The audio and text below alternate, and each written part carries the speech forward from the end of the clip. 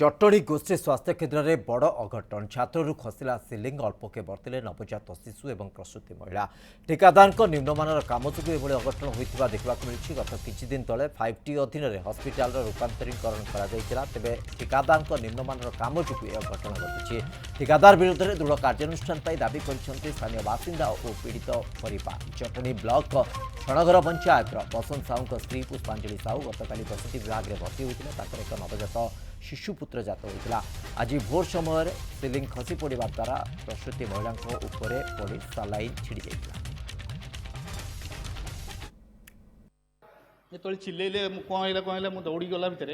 देखला तले मुझे तले पुओ खसी जाए खटू देखला जन ना बेड उपर सबतक प्लाएरा उपरू खसिकी प्लाए माड़ी बसला मुझे हटैकी मो पुओ को नहीं आसी गोटी लगिकी थी पर मुझे काढ़ी पुणी रखिली साइड करके जो निर्म कम ये खराब कम हो खराब कम द्वारा सब खराब भूल हो 5टा राति हम पिला को खुआइले शोची पुओ मु बसी चौकी उपर हठात किना भड़बड़ होकर खसला खसला बेलू मो झी एमती पूरा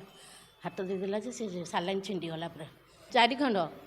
3 खंड ऊपर पूरा 4 खंड जाक पड़ी ना 3 खंड पड़ी खंडे लाखिक मत जो भोर 5टार फोन कले कहले तुम तुरंत आस मुझे कौन होती ना बर्तमान सिलिंगटा खस पड़ा पिला और माँ उपर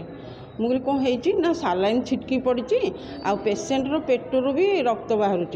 मुझे हौ ना सब डाक्तर और नर्स सब आसिकी आमको शिफ्ट अलग जगह को कले आ किंतु ट्रीटमेंट भी देखिले सब ठीक ठाक अच्छी।